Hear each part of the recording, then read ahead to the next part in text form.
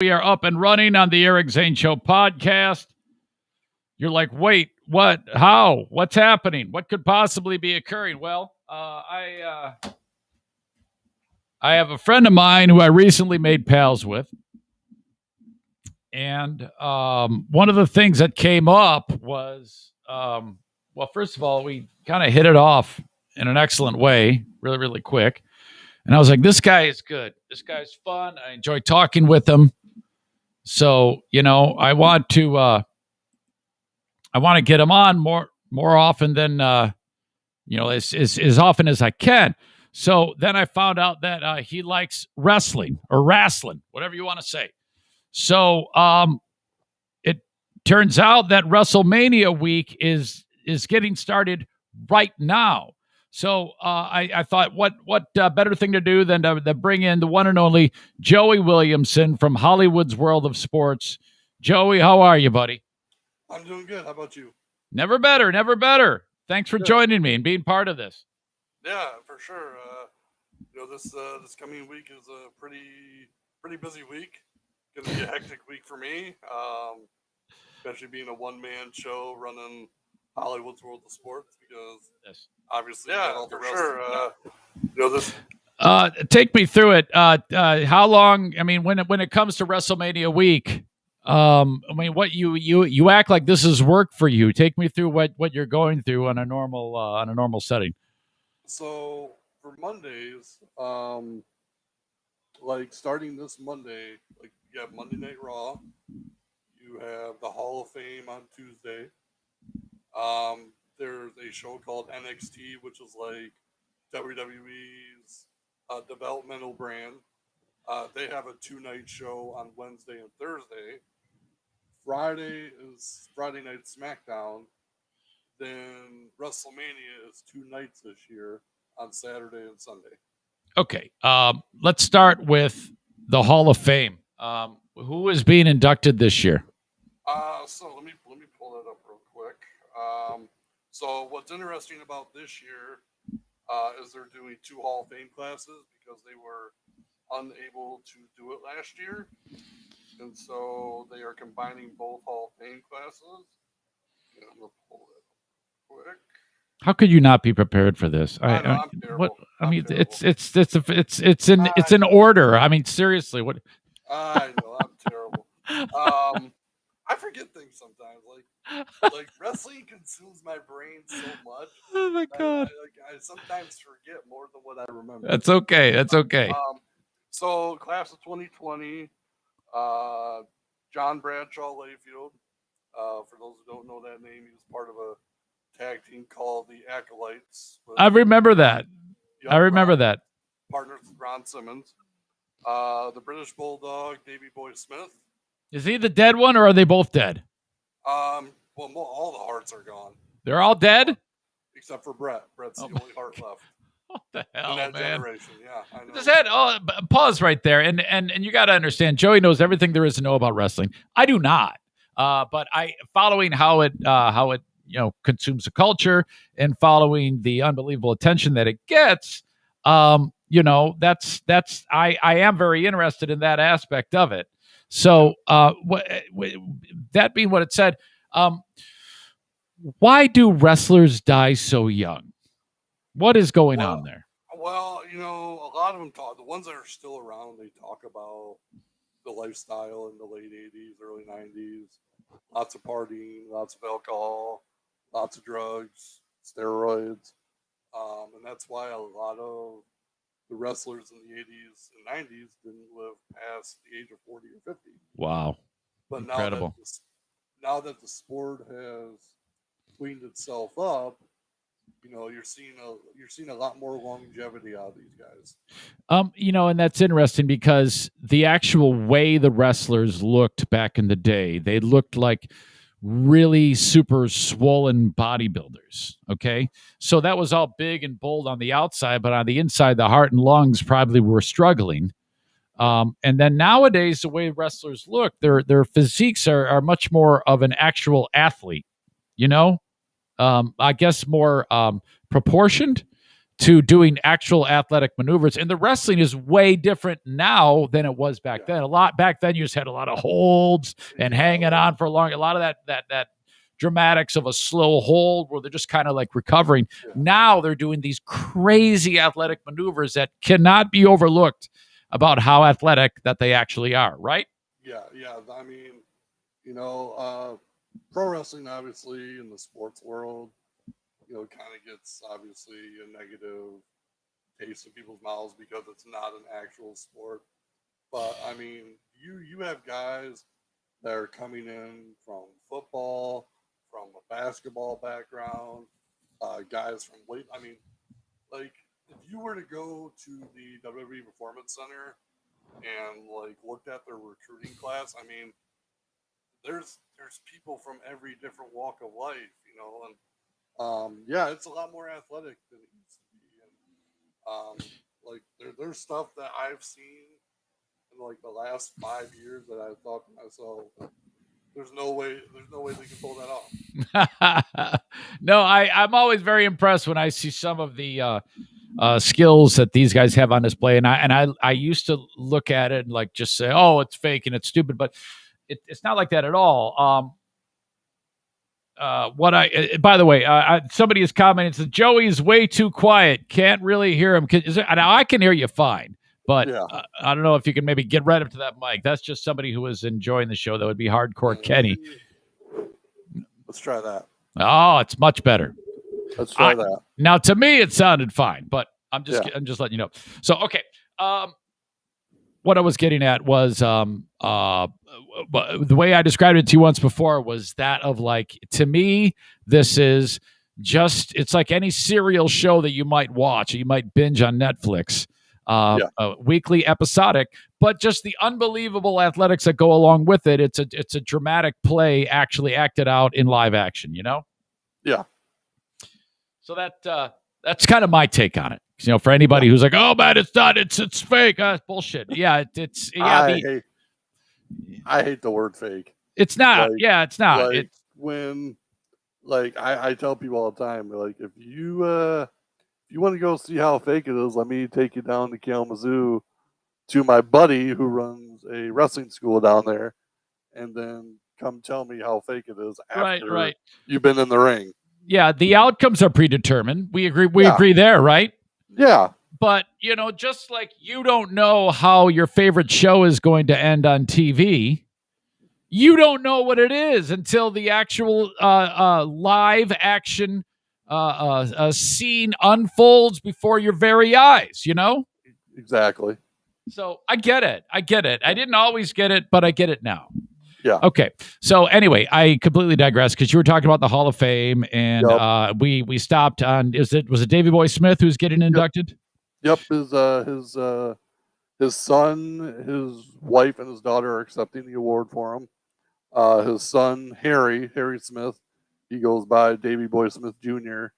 on the independent scene. There's actually rumors that he might be going back to WWE following his father's induction. So. That's a big thing. He was partnered with Dynamite Kid, yes?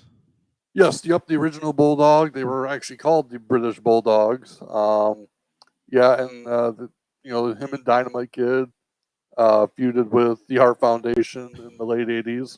Excellent matches. Yeah, absolutely. So it was Bret Hart and Jim the Anvil Neidhart were the tag team, yes? Yep.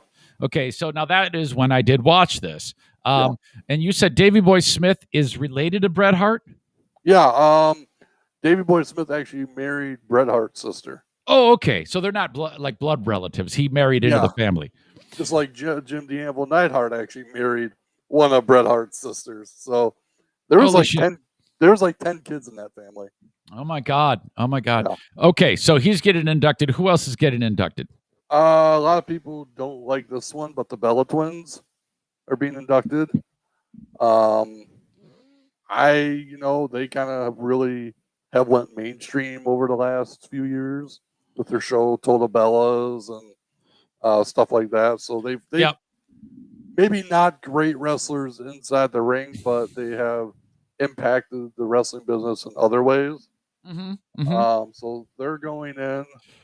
A Japanese legend, Jushin Thunder Liger, is going in. Gotcha. And he wrestled for like 35 years.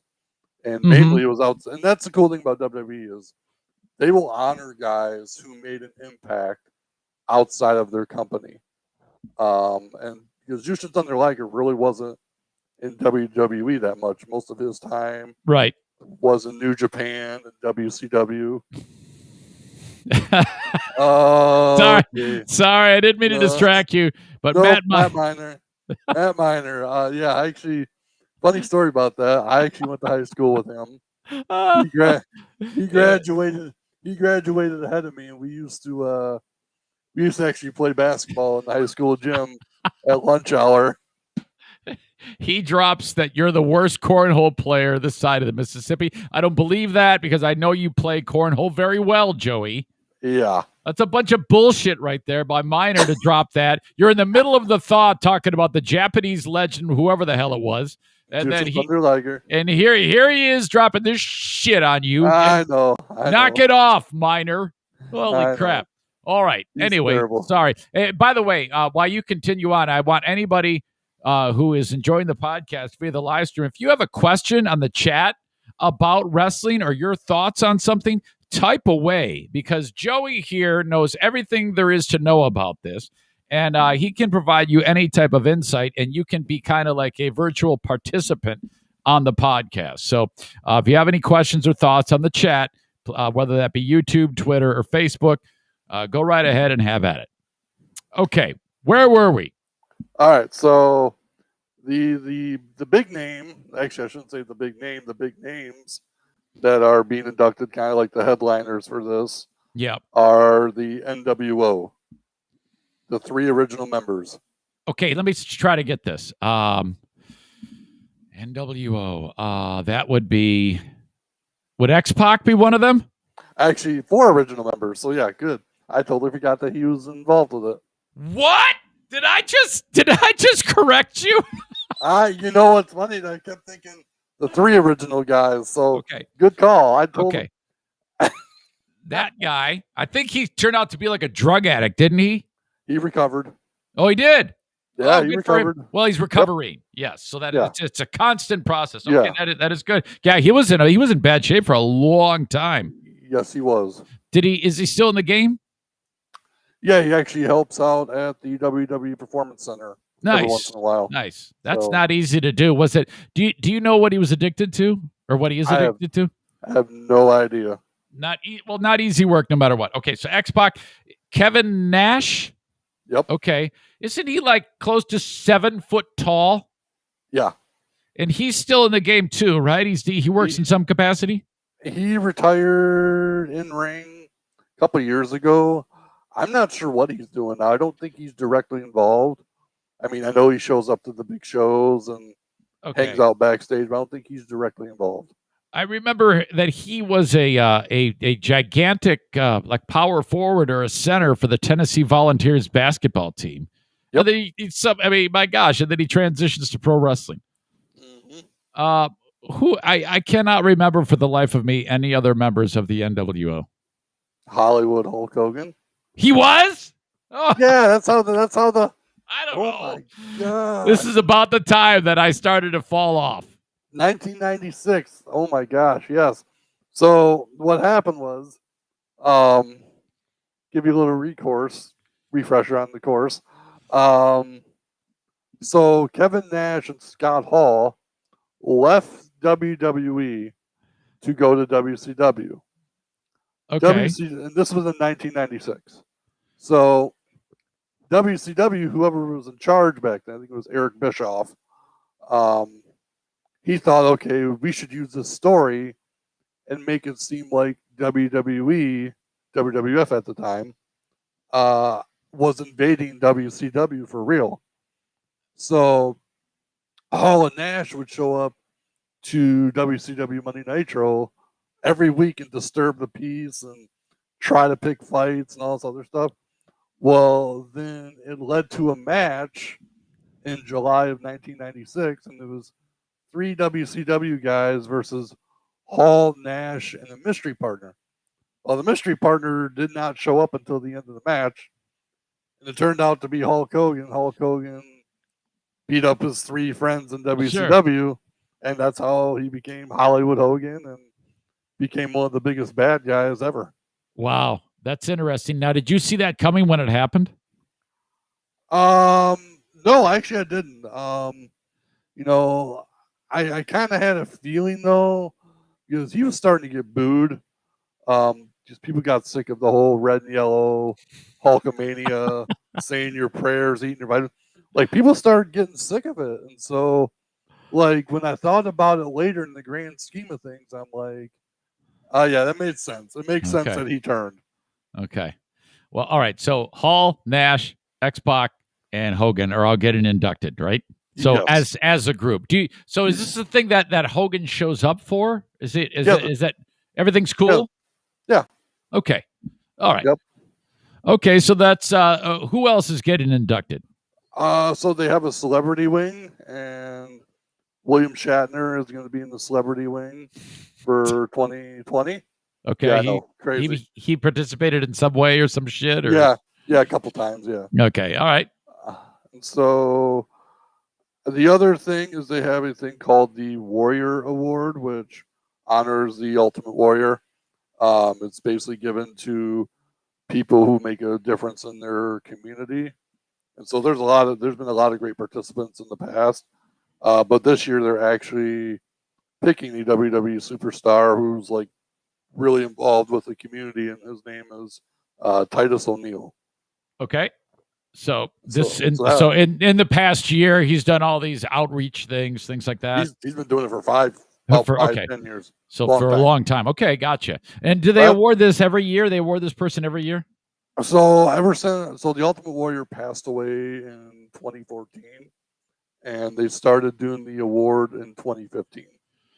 Now, is the Ultimate Warrior? Is he the guy who didn't he start to evangelize? He became or anything like that, or has there been more than one Ultimate Warrior? No. It's always been the same guy.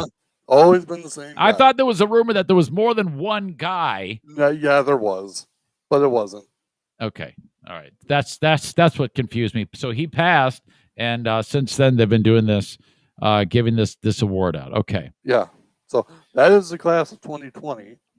2021, we have Molly Holly, the Great Khali, and you ever seen you would know who the Great Khali is. I have heard of him. I've heard of him. You've watched The Longest Yard? Oh, the big guy. Yeah. Oh, yeah, I remember that. Yep. He actually went to WWE right after that movie. Wow. Okay. Yep. And so there's him.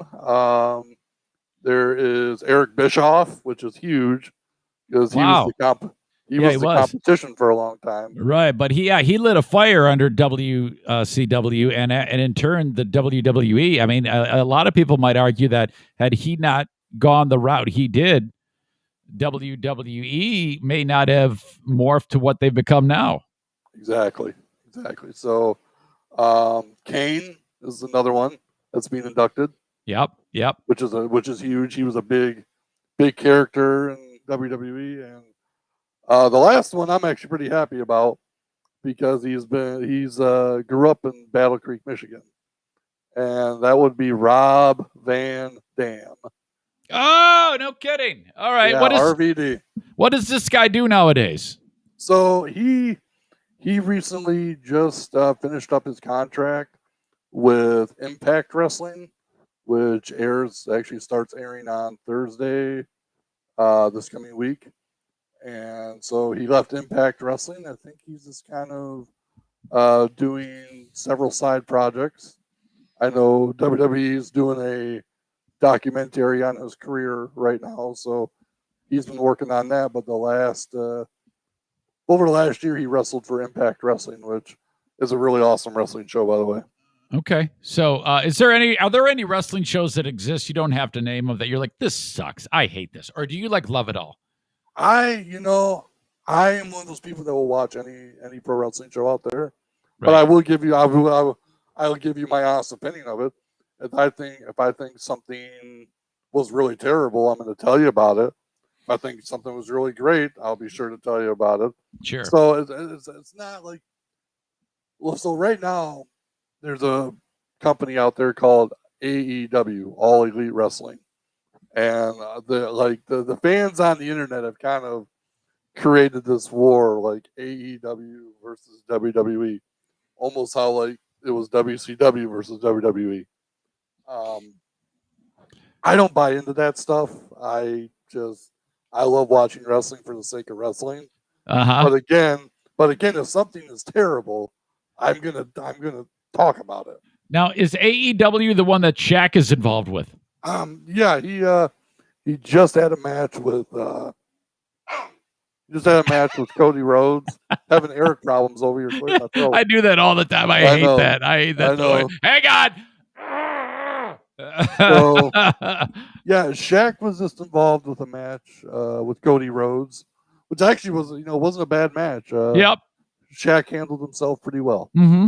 Hey, Rebecca, who I just love Rebecca. Her and her husband are just fantastic. Longtime followers of the show. She has a question. I'm going to put it on the screen there for you to check it out.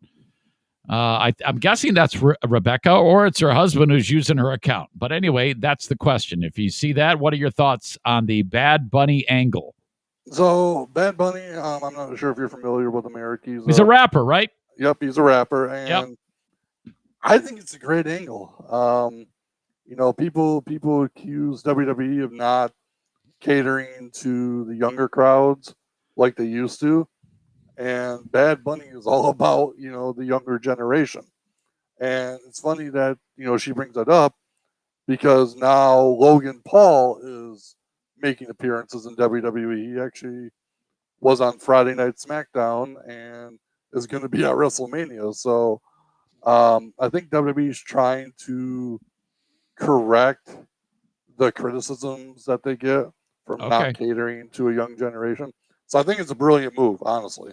And by the way, that is Rebecca herself, who is a fan and saying, "Yeah, talk to me about this." So, and I think I agree with you. I've said before that I don't follow it. I'm not up on it, but I am interested in it, and that's brilliant. You should always be trying to go younger because, we all die, and at some point, some of your fans are gonna die. And when a fan dies, wouldn't it be great if you could replace it with a new fan? So anytime, that's been an old tradition on any type of this type of entertainment. You're constantly wanting to bring in new people. And back in the day, we would have Cyndi Lauper, with the Rock and Roll Connection, and then I forgot who bashed Lou Albano over the head with the gold record. It might have been Heenan or somebody like that. Piper, that's what it was. Roddy Piper. Roddy Piper. Took the thing and kablamo right over Lou Albano's head. WrestleMania 1 had so many celebrities on its own. There was Billy Martin, the Rockettes, Muhammad Ali. Yep. WrestleMania 1. Yep. So this is not anything new for WWE to have celebrities involved, but I will say that it's new for them to be using younger celebrities. It's very, very smart. And Rebecca weighs in with this. Joey, look at that. Wow. She will be at both nights of WrestleMania. Very cool. Tampa, talk about that, the fact that they've got the NHL champions there. They got the Super Bowl champions there. They get frickin' WrestleMania there. That is it's just massive there. So much stuff happening. And the thing of it is, WrestleMania has evolved into something much, much bigger than it ever intended to be. For the longest time, it was just WWE in town. But over the last probably 5 to 10 years, you've seen it grow into the biggest wrestling weekend of the year. And I think that that's a credit to them. What was just a one-day event, which kept getting bigger and bigger and bigger, to have it a whole week. Yeah. You're talking about there's only a handful of things that could possibly pull that off. Yeah. Super Bowl, Final Four week, which, there's a lull between the games of the Final Four weekend and the championship. But here's the other thing about those. You know what's different though? When the Final Four is going on, you don't have other minor league basketball games going on. Exactly. Whereas WrestleMania, yeah, there's the 2 big WWE events, but I counted, and this year alone, there's going to be close to 40 independent wrestling events taking place in the Tampa area. Boy, whoever came up with the idea of having this type of week-long event with all of those different elements to it is deserving of a pay raise, because that's fantastic. It really is. You think about it, it's like a pilgrimage for the wrestling fan to be there. They're going to go there. They're going to spend the whole freaking week there. They're going to spend a ton of money. They're going to eat. They're going to drink. They're going to make friends. They're going to have group sex. It's got. Sorry, Rebecca. I'm just kidding. No, but anyway, yeah, I mean, and it's big for the wrestling community. I mean, like, for example, there's 16 wrestlers from Michigan who are going down to Tampa to wrestle on these independent shows. Wow, man. And it's phenomenal because, like, being involved in WrestleMania week is an honor.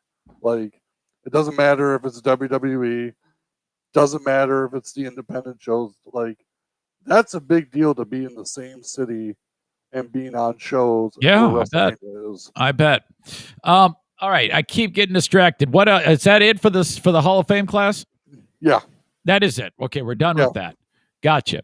Okay. The next thing I wanted to go to, because the very first WrestleMania was in Madison Square Garden. Yes.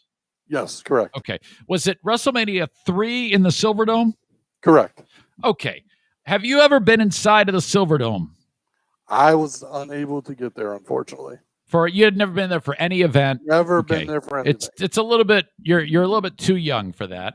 But I have been in there, and I will tell you that I've been on the actual football field, and it was so enormous. It even though it held less than what Michigan Stadium holds now, it had a bigger appearance to it because of the way the actual bowl of the Silverdome extended into the air, just the way it did. And then you had the roof over it, which when you were on the field and looking at the top row on the third deck, it seemed miles away.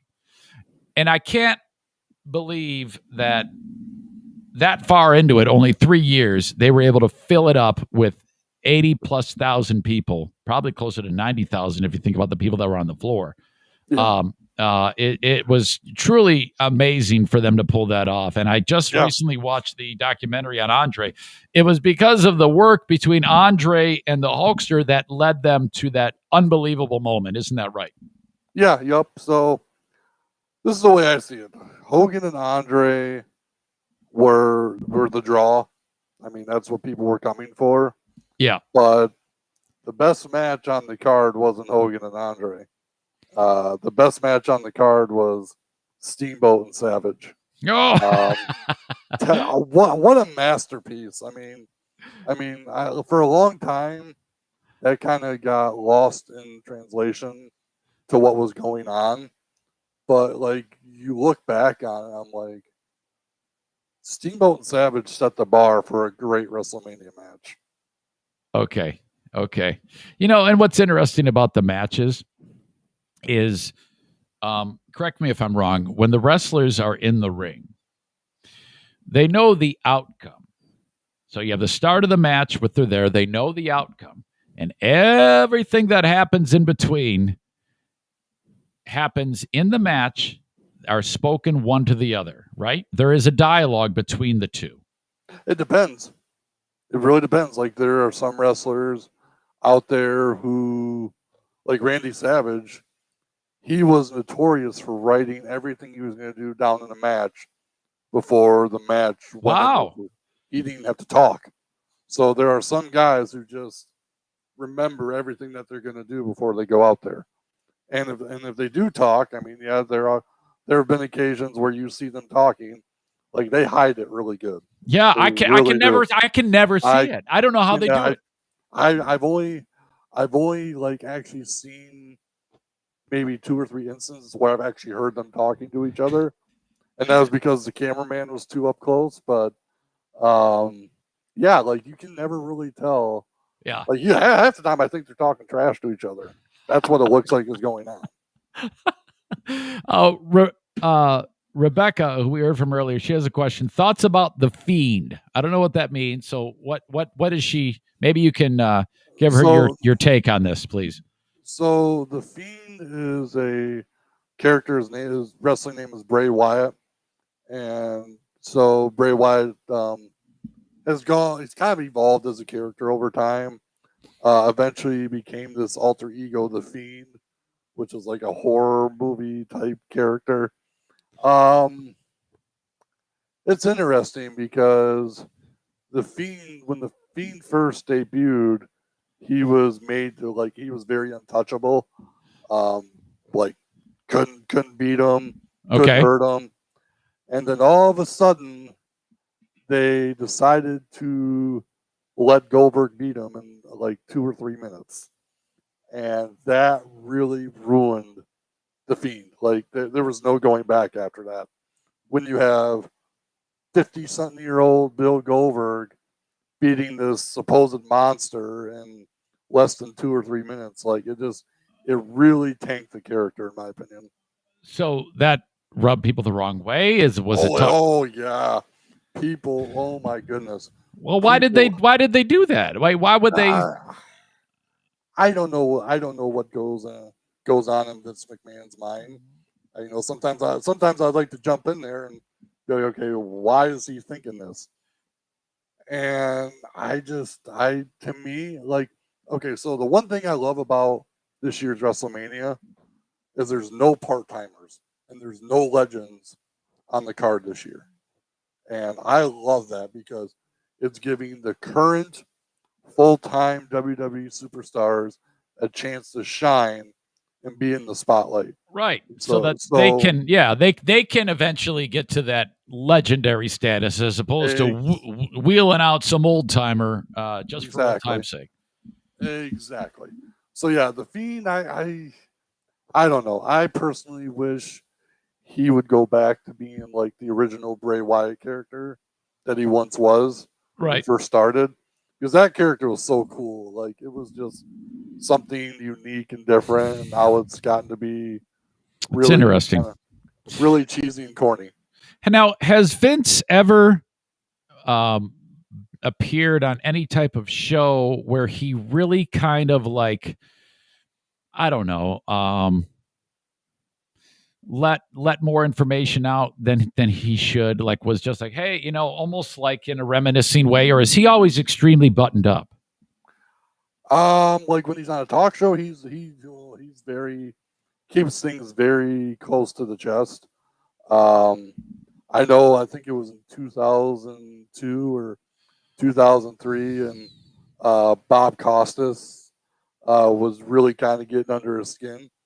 And I remember that. Yeah, I think HBO. He got pissed off at him and said, I legit thought Vince was going to come out of his chair and slap Bob Costas because Bob was like biting into him. There are a lot of interesting people in the world that I would just love to hear how they do what they do, and I think he's one of them. Joe, he comes to mind. Joe Rogan comes to mind, and I just all I want to do is ask questions like, so tell me about a week. Tell me about work. Tell me about writing. Tell me about how it is you do what you do. Let me in a little bit. I mean, you don't have to tell me everything, but just give me a little insight about how this is created, because this all came from your brain. You got the business from your dad, but you're creating all this. So this is your creativity with a staff of writers creating it. And then you got all these moving parts. I mean, holy shit, that's a lot of work, man. I mean, that's what I want to know. I want to know how the hell you're doing this. Yeah, I would be very curious to find that out. Like, supposedly, Netflix is doing a documentary about him. So about Vince. Yes. And so like people are really, really trying to get into his brain about this. So I'll be curious to see how much he goes into certain things. Yeah, because at the end of the day, it's dramatics unfolding in front of our eyes with a bunch of really strong ladies and gentlemen. That's it. That's all it is. Yeah. So, I mean, give me some insight so that I can like you even more, something like that. Yeah. But whatever. Okay, now for the matches themselves, Joey, you talked about there's a lot of things happening during the week. What are you most excited about for this year's WrestleMania? So, WrestleMania itself, the actual show WrestleMania, I am excited for my guy Cesaro to get his first ever singles match. He's been in the company 10 years and has never got a singles match on WrestleMania. It's always been tag team matches or battle royals or being on the pre-show, but to actually be on the main stage and being a singles match with his real life best friend, I'm excited. I'm excited for it. Who is this opponent? His opponent is Seth Rollins, and that's his real life best friend, Seth Rollins. Yep. They travel together. And is there a work leading up to this? Some degree of dramatics that they're perpetuating, or is it just a match? Yep, they've been building into their story. So Seth took some time off because him and his fiance had a baby girl, and so Seth was gone for I think 2 to 3 months. And so when he came back, everybody thought they were getting good guy Seth Rollins. Okay. So he swerved everybody. And started telling everybody how they need to embrace his vision. Well, the whole locker room walked out on him. Everyone was surrounded the ring listening to his speech. Well, the whole locker room left him there, left him in the ring. Oh, the horror! The horror! The last person that stood out there for a minute was Cesaro. Okay. And Cesaro just looked at him and was like, "This is not you. This ain't you." And so Cesaro was the last one to leave the ringside area. Well, as he's leaving, Seth goes to attack him. And like he turned his back on him, he started beating the shit out of him? Yeah. So obviously, like this is what started him. Okay, now how long ago did that all happen? That happened roughly about a month and a half ago. Okay, so the shit's been going down since then. Cesaro and these guys, now they haven't actually wrestled leading up to it, have they? Well, I mean, in the past, like I know, but during this war, nope. Okay. But Cesaro has done the Cesaro swing to him a couple times. What is Cesaro's swing? What is that? So the Cesaro swing is where he grabs you by the legs and swings you around the ring. Like he's hanging onto your feet, your legs? Yeah. And then does he let him go? Yeah, eventually. And so that's the whole thing, is like that's part of the story too. Like Rollins keeps saying that there's no way Cesaro is going to swing him at WrestleMania. Oh my God. He's not going to be embarrassed. Wow. Does Seth Rollins have a finishing move? What is his finishing move if he does? It's called the stomp. So it's basically where guys like on his hands and knees, and Seth will jump up in the air and stomp on their head. Oh my God. This is brutal. Holy shit. Okay, your prediction. What is the outcome of this one? What's going to happen? I really hope Cesaro wins. Well, I know that, but who's going to win? You got to make a pick. I still think Cesaro. Oh, here's the thing. So Seth Rollins has had many, many big moments in WWE. Multi-time world champion. Pretty much has done it all since he's been in WWE. Whereas Cesaro, he's been there for 10 years. And he's never really had his big moment. And so I really think this is his time. Now, can people bet on these things? Is there like actual? Yeah. You can bet. So DraftKings, who are being partnered with everybody now. I mean, they're in bed with everybody. DraftKings is now partnered with WWE. Why can't? Okay, so we know the outcome. I mean, well, at least one person knows the outcome. Yeah. I mean, let's say I'm best buddies with Seth Rollins. Yeah. And Seth Rollins, let's say he knows the outcome, and let's say he shares the outcome with his best buddy, and then his buddy and then 25 other people go and they make I mean, how isn't that's can you do that? Is that a thing? I don't know, but I do it. I know, but here's the thing. Most of those guys don't know the results until the day they get to the show. Okay. Wow, I didn't that's incredible. So there has to be a meeting just before they get ready to get into the ring and say, yeah, by the way, this is what's going to happen, so figure it out. Yeah. I mean, Vince probably knows way ahead of time what's going on, but okay. I mean, they're in meetings every single time they show up to a show. Okay. So I guess I'll conclude with this. You've got first of all, let me talk about this. Cesaro, you have sent. How did he find out about your story? Because he got done with a match. He got done with the match, and I saw the video. Yeah. And then he found out about you with the congenital heart defect and all the awareness that you're doing, and how wrestling, how it makes you feel, and how happy it makes you. He saw that, and then he said to his buddy, "Here, hold this phone. I need to record a message for this man, Joey Williamson." He recorded a message for you, correct? Yeah. Yes. So here's what happened. And this is a great story in itself. So on Valentine's Day, there was a WWE pay-per-view called NXT TakeOver. And so I watch all the pay-per-views. And during this NXT TakeOver match, there was a really, really good match that I got into. I just, for whatever reason, I decided to get on Twitter and talk about it. So fast forward to the following Wednesday. Well, the following Wednesday on NXT's television show, the thing that I wrote about the specific match, they put it on TV. And so, so I was already like, oh my gosh, what is going on? Wow, I wasn't even watching the TV at the time because it was just a recap video of what happened on Sunday. So I don't even pay attention. And when you say you wrote about it on Hollywood's World of Sports is your blog, you wrote about it on Hollywood's World of Sports. Yeah, and I wrote about you up, and I put something about the match on Twitter, and that's how they found it. Okay, gotcha. Yep. Gotcha. And so what I did is I screenshotted my tweet on the TV, and I posted that on Twitter. And all I said was, thank you to WWE for making my night. This is really awesome. And then for some reason at the end of it, I said, if only they knew my story.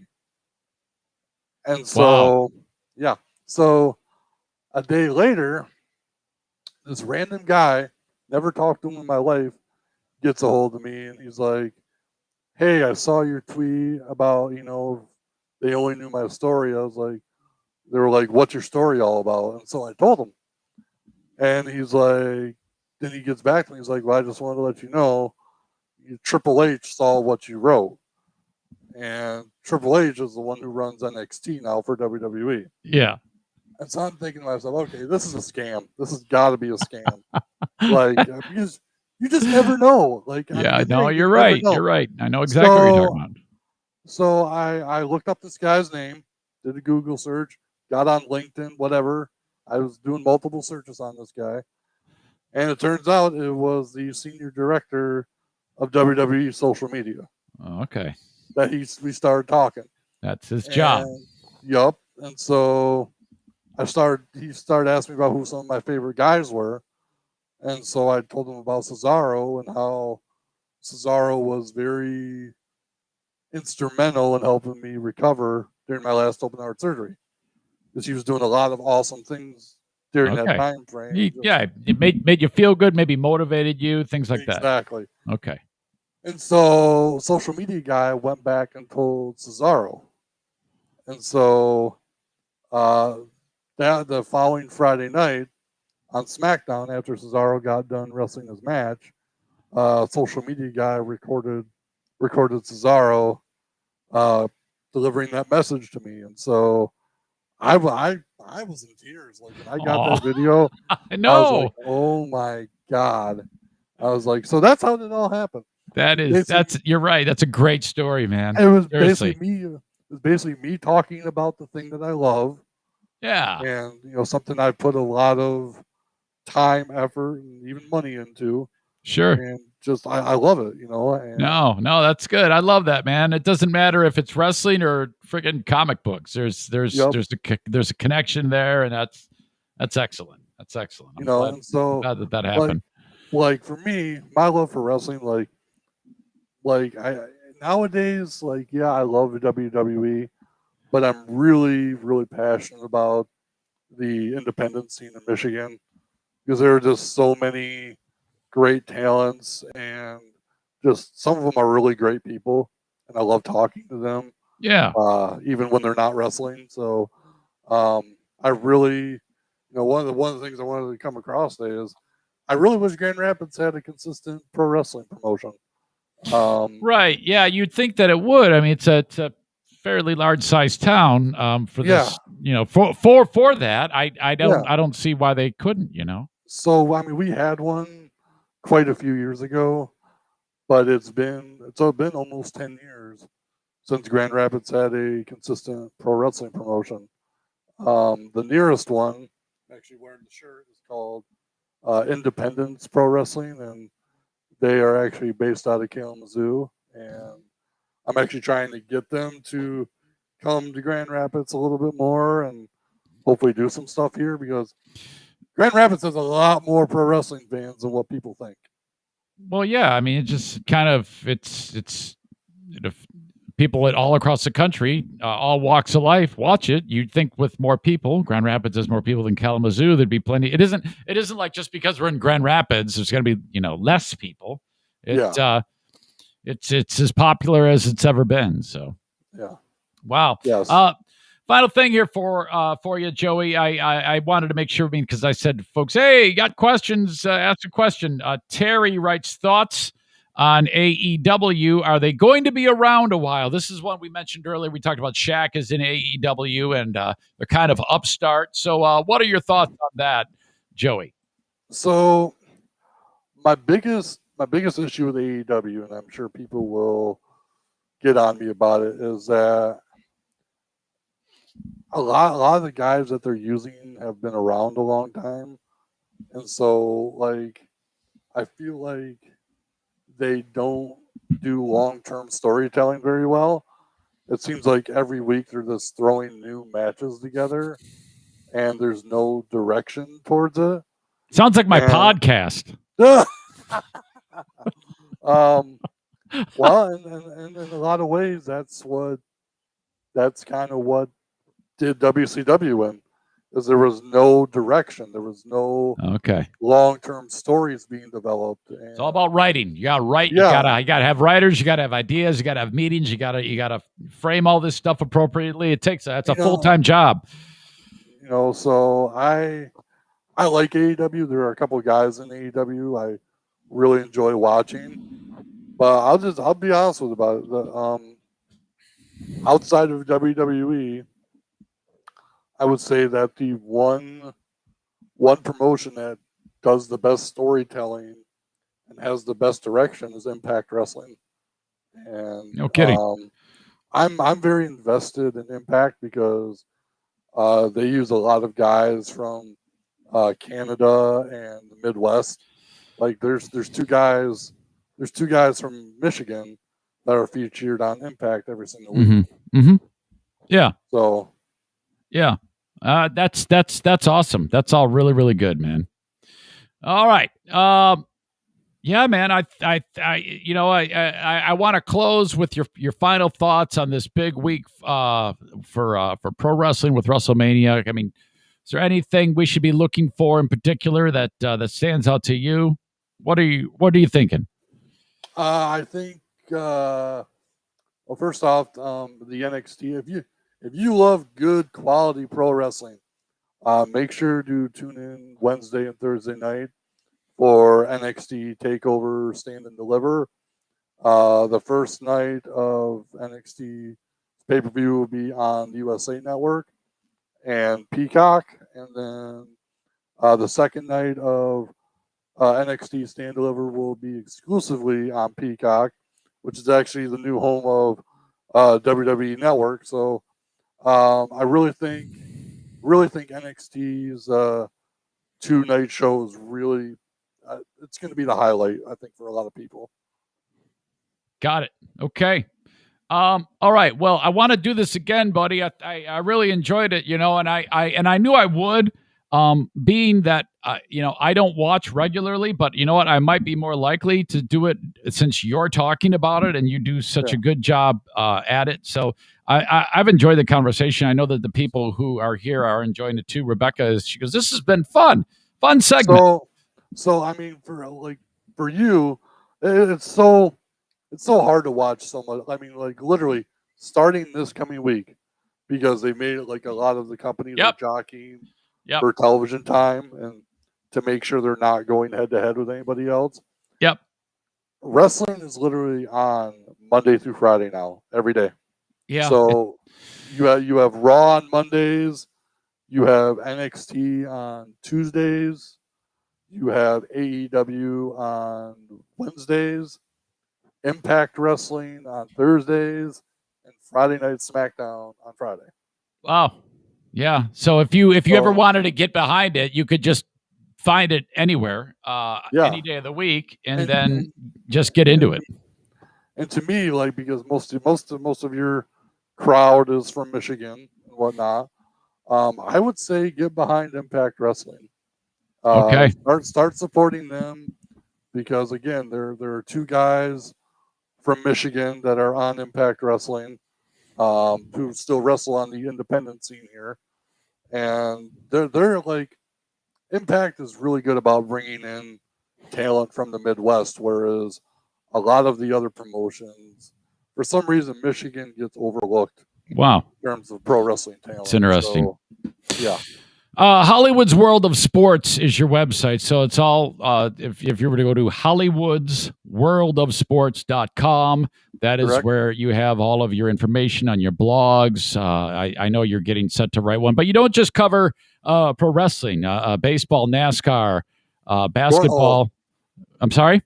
Cornhole, bowling. Of course. Bowling is, we've talked about this. Bowling is right up there with freaking pro wrestling for you. I mean, seriously. Yeah. So he covers it all, and everything's a good read. Joey does a great job writing, and he's going to have, of course, he's got Road to WWE WrestleMania 37 Week 9. You're getting set to write that right now, I understand. Isn't that right? That is correct. And so I've actually been doing the Road to WrestleMania stuff for a few years now. I've tried different formats, and I think this year I've got my format down for it. It's been really good, because in the past it would be these long, drawn out posts that would take you 10, 15 minutes to read. And so I got it narrowed down to where somebody can read it in like 3 to 5 minutes. Yeah, that's good. I love it, man. Well, you're doing a good job there, and I appreciate it. It was a great idea for you to reach out about getting on the show, so I'm lucky to have you. Yeah, I appreciate it, man. Anytime you want to talk sports and pro wrestling, I'm here. Okay, did you see Miguel Cabrera hit that one out there in the snowstorm the other day? How about that? That was awesome. I always have, even though I'm a Yankees fan now, I will always have love in my heart for Detroit, and so it was really, really cool. So are you telling me, because I knew you were a Yankees fan, but for a period of time you weren't, and then you were rooting for the Tigers? Well, I've always been a Tigers fan, but as soon as Aaron Judge came into the league, I love Aaron Judge. There's nothing to dislike about you except this. How in the world can someone just start liking one team more than the other? I don't understand that. Okay, so if Aaron Judge got traded to the Tigers, you would no longer be a Yankees fan? That's probably pretty accurate, actually. So if he decided he wanted to play baseball in the Dominican, some team there would be your new favorite team? Well, I mean, I don't know, because I wouldn't be able to watch them. Okay. If you had to choose between a cup of coffee and a sandwich with Cesaro or Aaron Judge, who wins? You can only pick one. And the other one dies. Oh, God, no, don't do no. No, not the death part. Man, wow. Wow. Come on. Well, you got to pick one. gotta be Cesaro. And you have to give Aaron Judge a finger. Well, I'll just be like, sorry, dude. You've never reached out. Cesaro has. Oh, my God. That's awesome. All right, Joey. Thank you, man. I appreciate it. Yeah, I appreciate it, too. All right. I'll be in touch very soon. Thanks to everybody who enjoyed this. Check Joey out. Hollywood's World of Sports. Read his blog. Everything. It's all there. Okay? We covered it? All right, sir. All right. Thank you. Thanks, You too, everybody. sir. Have a good one. Bye-bye.